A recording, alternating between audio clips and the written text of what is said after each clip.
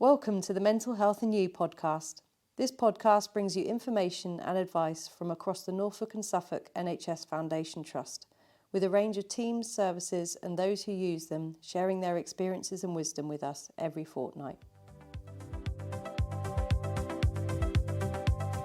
Hello, so I'm Donna Ireland, and with me today is Kate Rowe, who is our Research Community Engagement Officer, and she is leading on the Researching Together network. Kate is a registered occupational therapist, having worked mostly for NSFT since 1990. In October last year, she stepped down from her role as Deputy Research Manager after working in the research department since 2009. Welcome, Kate. Hi, Donna. Thank you for having me. So, Kate, you returned to the research department in November 2022 to take on the new role of the Research Community Engagement Officer. Can you tell me a little bit more about the role? Yeah, certainly. Well, everyone has a right to be informed that health and social care research is going on in their community, including research that is specifically aimed at improving mental health. And we all have that right to be able to make an informed choice as to whether we're interested in taking part or not. Many charities and other local-based organisations provide valuable support for those who experience mental health challenges every day. Even organisations that aren't specifically designed to provide such services, such as local community hubs, social groups and cafes. The NSFT Research Department saw an opportunity to promote what we do out into the community. This means that those who are not service users of NSFT also have an equal chance to find out about the research that's going on and, if they wish to take part. We also wanted to build strong relationships with those local organisations and share in the specialist skills and the knowledge that they have to offer. This means that we can work together to support organisations to do their own research that meets the needs of their client group. This can help these organisations evidence the amazing work that they do and provide reasoning for their continued funding. So it feels like it's a perfect time to start working together and pooling those resources, looking at the shared goal of supporting those with mental health needs. So this role is not just a new role to you, but also a new role within the research team. So how did this role develop? Well, there is a wider national drive to engage non-NHS organisations, which is being led by the clinical research networks. The CRN have projects such as the Research Engagement and Network Development, commonly known as REND. This helps engage communities and develops research champions. Whilst I work alongside these colleagues of mine, what we do here is different. So the RTN grew from the fact that NSFT research team were getting more studies that brought opportunities for those not currently under the care of NSFT to take part, and B, recognising that there is a large number of our communities that are not currently taking part in research due to characteristics such as their ethnicity, poverty, maybe a transient lifestyle. And this leads to an unfair representation of our populations with mental health needs. We wanted to make sure that these groups within the community had equal chance to find out and take part in research.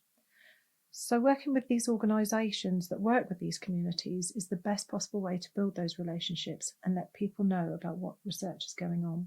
Yeah, that's really interesting to know. So what sorts of organisations are you hoping will engage with this network? Well, to be honest, we're happy to work with anyone, any organisation. There are different ways that local organisations can support and be supported by the RTN. This may include inviting us to attend activity or support groups being run, or team members talking about research, through to promoting what we do via their own communication systems, or just helping us by displaying our posters and leaflets.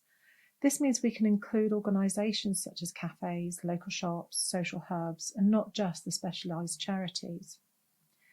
We also want to work with organisations in a way that suit their values and ethos, so we may at times look at creative approaches. So what you're saying is any organisation can join this network? Yeah, essentially.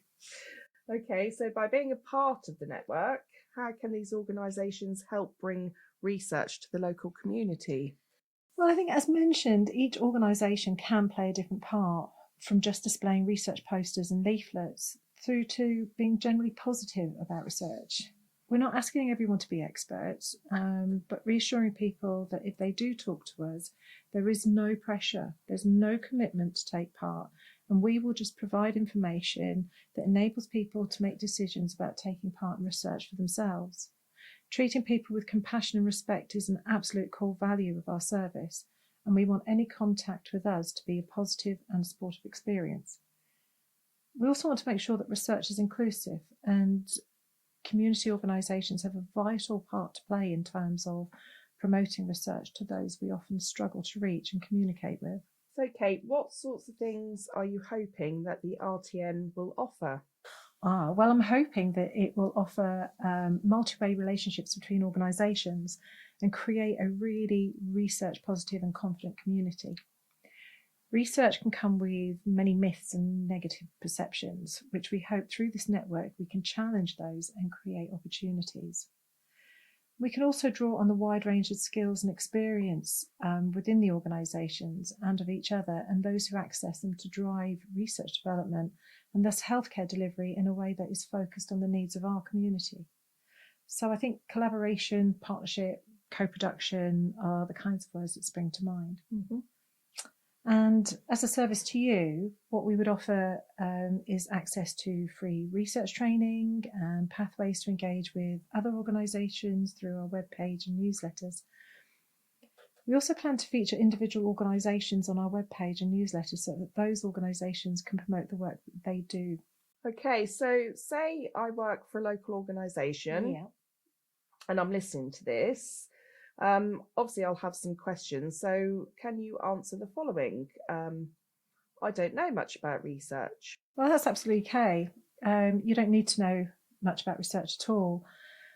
What you do need to know is that mostly we are here for your support and are happy to come and talk with you and any of your colleagues. But we also have our training if there are any of you that are interested in developing your skills further. So how much of my time will it take to be involved in the network? Or as much or as little as you want or can offer. We want to work cohesively with different organisations and do recognise that the time that people can offer is going to be different.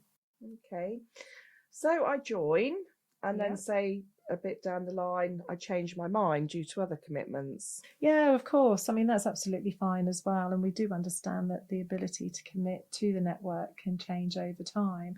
And you just let us know and we can then remove you from, our contact list. And if you want to join again later, you contact us again. It's always fine. Yeah, good. So say I work for an organisation that doesn't necessarily see people on an individual basis. Yeah, again, that is also fine. As mentioned earlier, some organisations are just able to promote our research through displaying our posters or leaflets, and that's amazing in itself, and we really do appreciate that. So we do try to adapt to the individual organisation around what they can and can't do. Okay.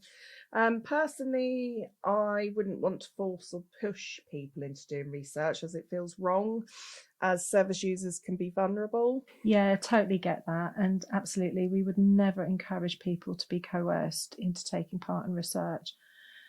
We can certainly offer support and advice to help you know how to talk about research in a way that promotes choice and independence. And we are always wanting to promote the rights and the well-being of that person. Keep an eye out for those as well. Okay, sounds good. Okay, well, thanks for clearing up some of those questions. So moving on, you use the phrase everyone for research and research for everyone. Can you explain what this actually means for you? Yeah, one of my favourite phrases. I think it's that I've learned that research is such a broad area with so many opportunities. It feels like there is something for everyone at some point, from a simple short questionnaire to more involved studies. And everyone for research is about coming together as a community and being positive about research and believing that through research we can make a difference and inform our health and social care in the future. Okay, and what are you personally looking forward to doing as the lead for this network? Well, mostly just getting out to meet people from other organisations and finding out what's out there and learn more about what they do. Over the past few months, I've already met some really amazing people that are doing some amazing work, and they've all been so positive, welcoming and enthusiastic, which has been a wonderful start. There's so much more to do, though. Being able to promote research in a positive way does help reduce some of the myths and create interest, and that's important to me as well. Having taken part in research myself a few times, I know that I've always found it a really positive and interesting process.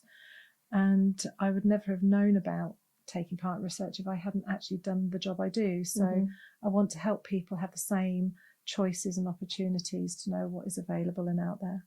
Okay, and finally, if I'm listening to this as an organisation, how could I go about finding out more about the network and how can I sign up? Yeah, well, anyone can contact me via the Research Together email, which is research, then the number 2, and then together at nsft.nhs.uk, or you can sign up via the link on the RTN page on our website, which is www.nsft.nhs.uk/research.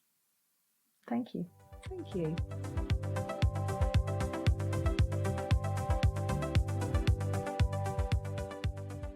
Thanks for listening. Please subscribe to make sure you don't miss a future episode. Let us know what you thought of this episode by reaching out on social media. If you haven't already, listen back to previous episodes to hear some of the best mental health advice for you.